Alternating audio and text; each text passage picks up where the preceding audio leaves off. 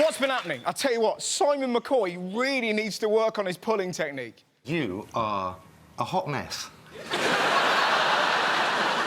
Is it me? Or does this lady really like planes? I can hear all the aeroplanes from my house. Oh.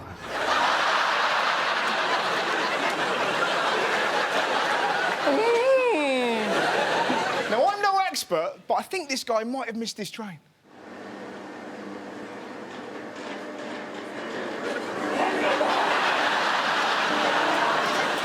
Did anyone else see the love child of Greg Wallace and Paul Weller? Where people can't get a contract. 0 hours contracts when they do. And finally, this bloke wins my award for Interview of the Year. 20-year-old James Taylor successfully threw the largest party ever to hit West Michigan. I didn't force anything down anybody's throat. I didn't make anybody stay here until 7 a.m. or 11 or whenever it is everybody finally left. I didn't make this kid pass out on my floor. People wanted to be here. So, what's been going on? Well, did you hear about the scandal at Claridge's? 40 mothers have staged a mass nurse-in protest outside Claridge's Hotel in London to protest over an incident in which a woman was asked to cover herself up when she was breastfeeding in the restaurant. Mothers were breastfeeding on the pavements here outside Claridge's Hotel. They're nipples, they're not weapons. It wasn't just the mums who were angry, some of the kids were livid. It's so pathetic. If you're offended by a woman breastfeeding, here's a tip. Don't fucking look! Oh, look, oh, look, there's a woman with her breasts out. How awful. How absolutely awful. Oh, mother! Do you know what I'd do? Do you know what I'd do if I was one of the mums? I'd go to Claridge's and breastfeed my kid wearing this hat. That's what you do! How can you be offended by this? There's nothing wrong with breastfeeding. It's perfectly natural. Unless, of course, you're the leader of UKIP. UKIP leader Nigel Farage provoked an outcry and some ridicule today after suggesting breastfeeding mothers should do it in the corner because it makes some other people feel very embarrassed. I'll tell you what, if we're putting blankets over tits we don't like, I think we all know what's going to happen. It isn't too difficult to breastfeed a baby in a way that's not openly ostentatious. Was Claridge's wrong?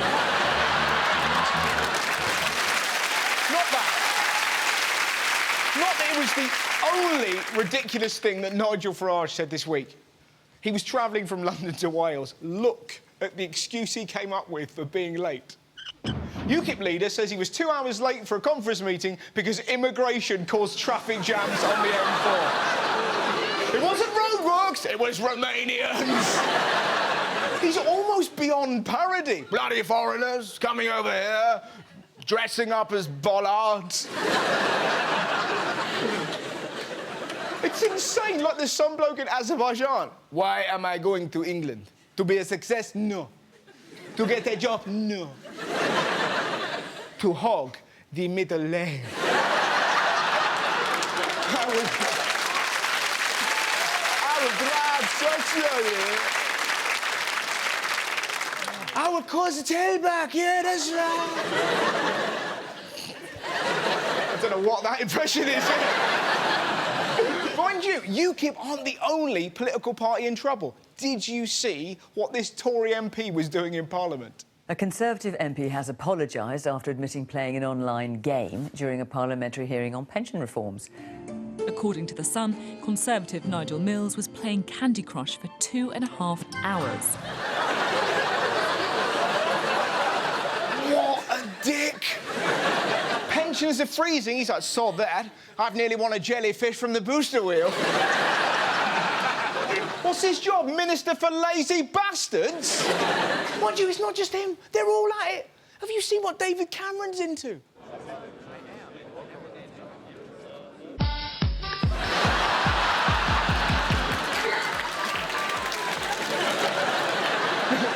Staying in politics, Alex Salmond is back in the game. The former First Minister of Scotland, Alex Salmond, has launched his bid to win a seat at Westminster in next year's general election. I can now tell you that I am a candidate for the SNP nomination for the Gordon constituency. Some people love him. He's a very nice man. Others, not so sure. Why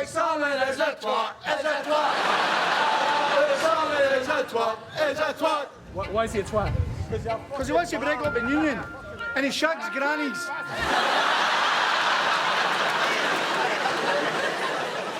He shags grannies? Where's the evidence? Mind you, not all grannies are keen on him. Fair to say, this lady hasn't quite made her mind up whether or not she'd vote for him. Which way are you leaning? Which way's that way? No, I think yes. That's a no. No, yes. No, yes? No, I think yes. You're leaning towards yes? Right. Now, elsewhere this week, did you hear the news about the Queen? The skeleton dug up in a Leicester car park 2 years ago has now been proven to be Richard III after new DNA tests on 2 of his descendants. It's helped a geneticist to work out what the last Plantagenet King of England really looked like. But it's not such good news for some of the current royals, as tests also raise question marks over the succession. That could have implications for the Queen herself. That's right. There's doubts over the bloodline of the royal family. Or, as the Daily Express put it, could the Queen lose throne in DNA shock? It's nuts though, isn't it? The Queen may not actually be the Queen. Do you reckon she'll have to get a real job? Wouldn't that be great? Just down Tesco. Beep. Beep. Right, pal, are you collecting vouchers for school? Beep, I forgot to beep, you know. That's a fake fiver, mate. What do you mean, how do I know? Check out my grill. Poor Liz. She'll be in some bedsit singing to herself. I used to eat swan for tea. Now it's just KFC or pot noodle. Do. I used to wear a crown. Now I just watch Countdown. Still, one thing don't make me frown. Charles won't be king. Let's be honest, though. I don't know what that was about in the middle, but let's be honest, though. If the Queen's DNA's in question, there's only one show that can solve this riddle.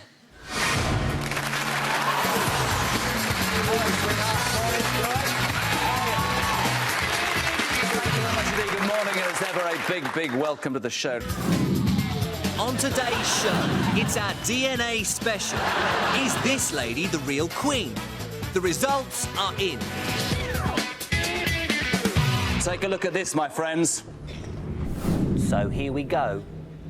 You are not the real Queen.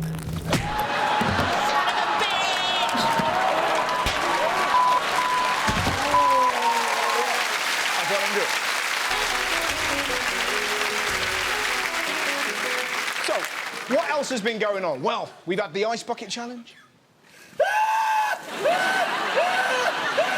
We've had the Cinnamon Challenge. Well, now, here's the latest challenge that kids in America have started doing for fun. It's called the Fire Challenge. In the spirit of fun, people will douse themselves in rubbing alcohol, fingernail polish remover, or hand sanitizer, and then, yes, light it on fire. What a bunch of dicks! What do you want to be when you grow up? A bonfire. If you want to have fun, form a band, play football, put deep heat in your brother's toothpaste. I mean, for Christ's sake, if you want a bit of fun, you don't need to set yourself on fire. All you need is an easily scared friend and a vegetable. Jobben min, den går ut på å kopiere og printe og...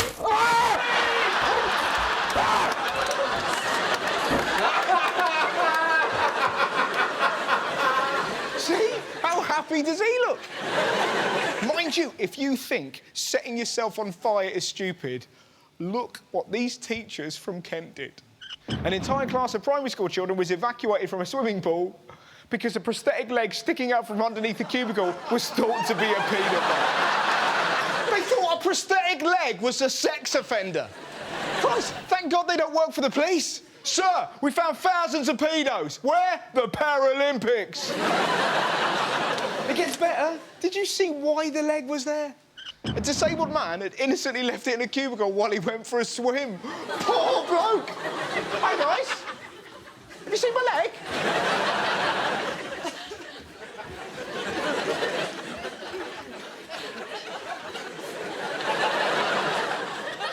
It did what to the kids? What, do you, maybe those teachers were right. Maybe I'm the one being an idiot. Maybe some prosthetic legs are paedophiles. Maybe it's like in Harry Potter when you get an evil wand.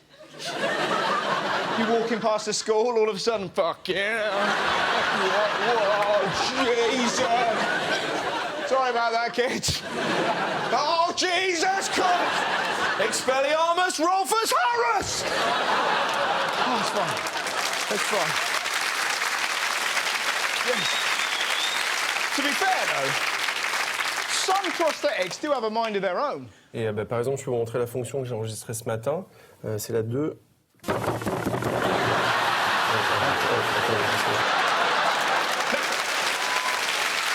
From filthy prosthetics to a crazy way to discipline your kids. Did you hear about Jamie Oliver? Jamie Oliver has caused outrage by admitting he laced his daughter's food with hot chilies to punish her. He fed his daughter hot chilies. People say it's cruel, but come on. Sometimes it is pretty funny to feed kids certain foods. I mean, who doesn't love the face a child pulls when it tries a lemon for the first time? Gavin, did you want some lemon? You want to try some bites? Try a big bite. Big bite, big bite. What do you think? Pretty good? You try some more?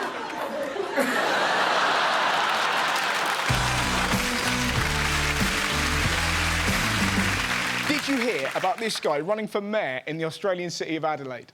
Cueto Cumbers running for a seat in the Port Adelaide Enfield Council and wanted a slogan voters would remember. So what slogan did he go for? Something about tax? Health? Nope. His message is clear. Vote for the black guy! Vote for the black guy! He is the happiest man in the world. I've had some really, really good response. This guy comes out of his house, I don't even know him, and he's like, hey, it's the black guy. Hey, it's the black guy! He didn't know who I was, he was just really racist! I'd love it if our politics was as blunt as this. Campaign posters would be great. Vote for the smug guy. Vote for the baffled by a sandwich guy. Or vote for the tortoise cum face guy. From Australia to Japan. This is wonderful. I love this story. Japanese politician resigns as investigation into expenses broadens. Did you see his apology? Oh, my God. Normally, when an MP resigns, they don't really show emotion. Not this bloke. 立候補してこの世の中をこの世の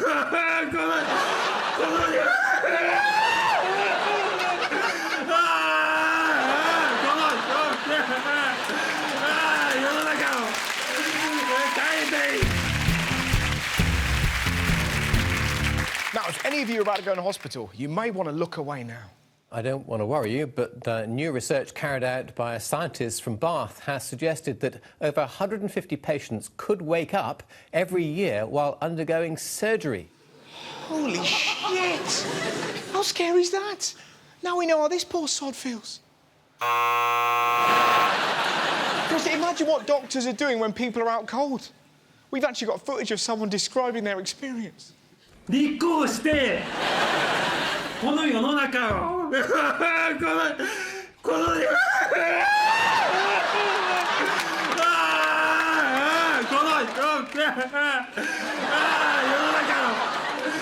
変えて Now, next up, this is brilliant. I've saved the maddest health story for last. Eating like a toddler could help you lose weight. Well, that is going to change first dates. So nice to finally meet you. It's lovely to meet you. To a wonderful evening. There we go. Oh, the food's arrived. Oh, thanks very much. I'm actually on a new diet. Yeah. Oh, no! In my hand, in your bag, dinner over there, drink it, have some more,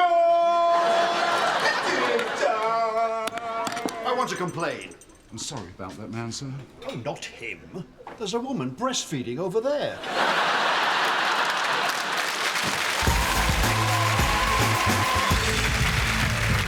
Now, tonight's guest is a former Premiership and international footballer who's battled against leukemia and is now back playing again.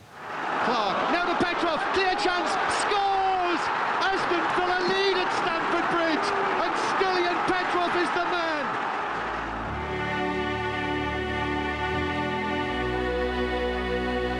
It's been dark places, it's been hell, back again. I managed to go through it, it was difficult. I get up every morning, I smile, kiss my kids, see my wife. That's something that I appreciate these days. And we've reached the 19th minute now, a highly emotional week for Aston Villa and for their former captain, Stiliyan Petrov.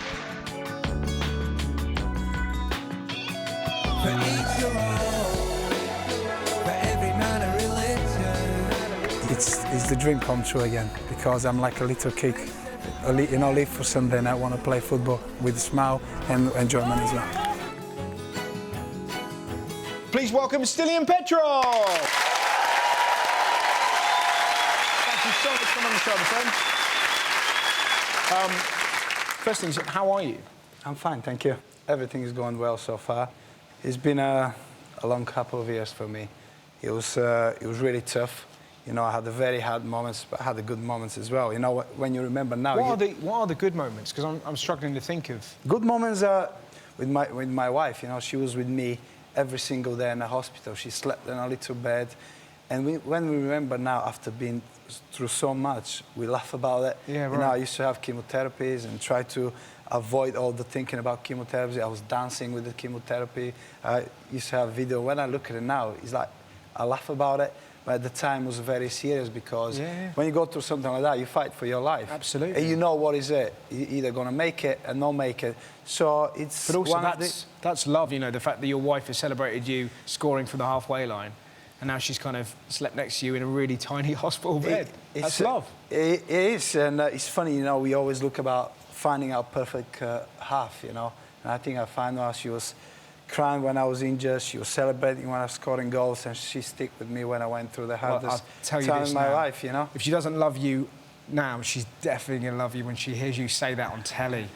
You are in for it when you get home. Let's be honest. That's amazing. One of my favourite stories about you is that, and there'll be people in the room that will know and people that won't, is the gesture that the Villa fans did. What a lovely thing. Basically, Stiliyan wore the number 19 on his back. It's when I was diagnosed, the Villa fans wanted to do something.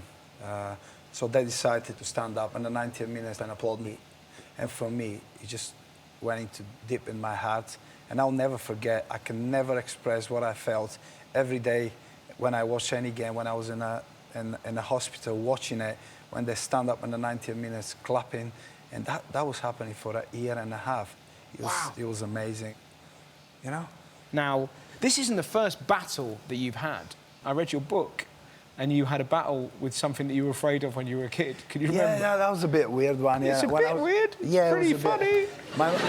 This is so funny. Now, I'm going to put you on the spot here. OK, Can you remember what you were afraid of when you were a little boy? When I was a little boy, I was afraid from strong winds. The wind? Yeah, strong wind. And for some reason, every time the wind starts, strong wind, I just run home. And I close all the windows and I don't go out. People are laughing. That is funny, man. It was scary at the same time, as much as it's funny. Yeah, were your older brothers just getting fans? I tell you what, my mum was like panicking at one point, saying, this is wrong, It's so wrong. Right. It's insane. Who's afraid of the wind? Yeah, but being afraid is a big thing, you know, being afraid of something is... And I was like, this needs to stop. So my grandma said to me, you know what, you've got these witches that you can go... What? witch. A witch? It's a witch, yeah. It's this story gets even better, right? She said to me, you need to take him somewhere, to a village, and they're going to get him to a room, get him beside a river, and they're going to put 3 bullets and... Whoa. Yeah, whoa. So far there's a witch, there's 3 bullets. Yeah. And all of a sudden, she got these bullets and like little bow. They just went, just like somebody fired them. I was like, what's happening here? It was scary. It was weird. And I tell you what, it worked. If it's windy now, I'm fine with it. Now, let's talk football. Who would you say is your favourite player ever? I'll say Henrik Larsson. Henrik Larsson, yeah. Because I love playing against him, and he's a great man as well. I would have thought it would have been Anton Ferdinand, because we've got a picture of you and Anton here, and you look pretty close. At that time, we were quite close friends, to be honest. Yeah. Mind you, Anton had it bad. Do you see what Tevez did to Rio? That's much worse. That's real love. That's why I was gentle with Anton. Do you want to be a manager? Do you fancy doing that? You seem to have composure. I'd like to see you on Match of the Day. You'd be good. You'd be good. Mix at the moment. I'm doing my coaching badges at the moment. I'm not really sure that I want to be a manager. It's a lot of stress. Today's football is completely different. It's completely different. Stress, the intensity. But you'd be great. Would you like to be my assistant? If you lose 2 games, we'll be sacked. No, I've got a better idea. Let's get a witch with some bullets. She can be your assistant. If it's nice and windy, she pulls out the gun. How would that not work? That would shit up Ronaldo. I don't think we'll ever lose a game. We would never lose a game, yeah? Am I right in saying that you're back playing football? I am. But you're playing non-league? Because you over 35s. Over 35? I'm getting older now. It is fun. It is fun because... How does it differ, Premier League to Sunday League? Well, you're paying £3 there to play. Yeah. It's a big difference there, you know? Yeah. So before you were getting paid thousands and now you're having to rock up. Have you ever had to ask your wife for the money to play? £3 so I can play? Yeah, actually, I didn't know from the start that we need to pay £3, so I kept leaving after the game, having a few beers leaving. So one of the boys saying, we need to pay £3 to play, and I'm like, sorry? I didn't know at the start, so they charged me for the first 3 games, and I played £9. So £9? Shit. Yeah, no. So you were running up a debt. And I thought, I'm going to give it there, say, no, it's fine, Stan, but no, they took it. And it's funny. It's like when I was young, no pressure, go out there, enjoy, learn to play football. It's like the same again. Presumably, that's part of your identity, so to have it back must feel wonderful. It is. I love playing football, and I've got the chance to do that again.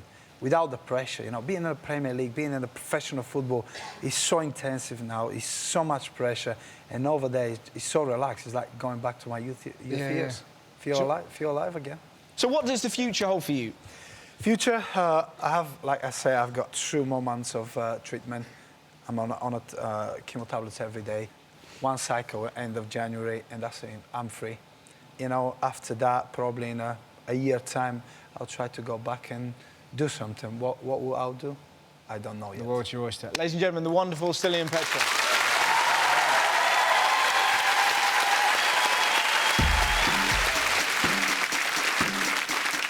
Yeah! Now, some ridiculous art stories in the news. Did you see this? What do you make of this? It's the new Star exhibit at the Serpentine Sackler Gallery in London. The German artist behind the work, Overturned Furniture, says it represents the harmony of everyday objects. It represents the harmony of... No, it doesn't. It looks like a toddler has thrown a shit fit in IKEA.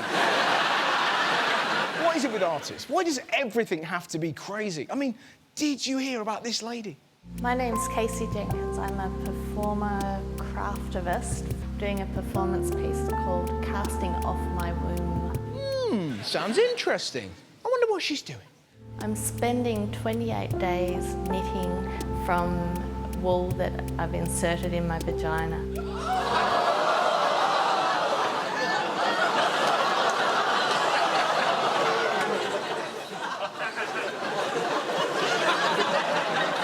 She's put wool up her fanny.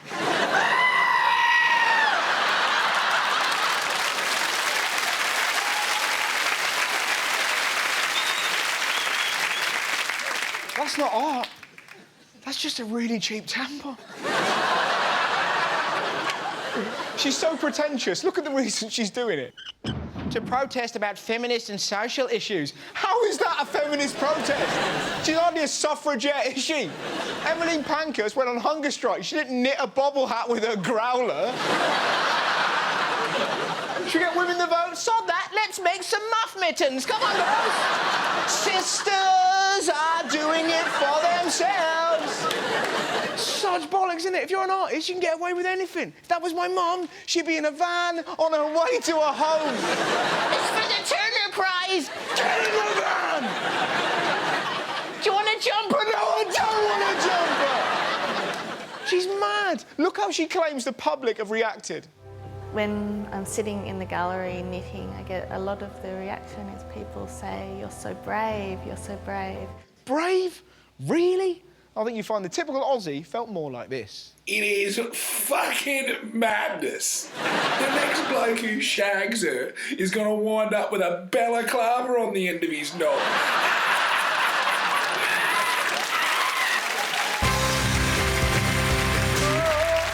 And finally, here's a great story to end the series on. Nathan is 6 years old. He has cerebral palsy. We just hit a spot where his confidence was really suffering. We think he worked out that he was disabled and that he was not like other children. So he started to whisper, and if you say, "What did you say?"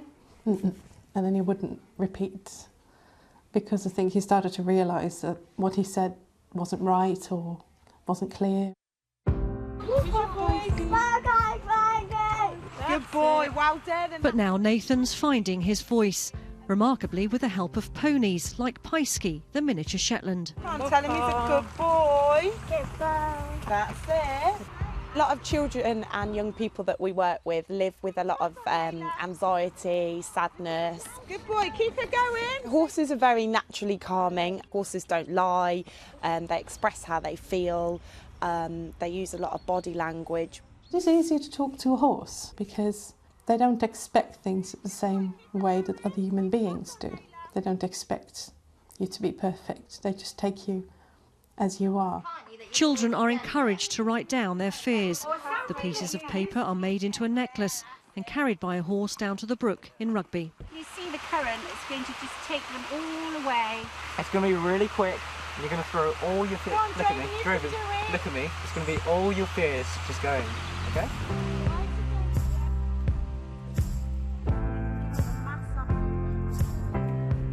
How does Nathan feel? Happy or sad? Happy. He's massively gaining confidence because if there's one thing he had to do here is make a big voice, make himself tall, just to see him bond with the horse and gain that confidence and feeling brave enough to do that and not feeling judged by the horse. It was great. What a dude. Thanks very much for watching the news. Good night, my friends. Good night.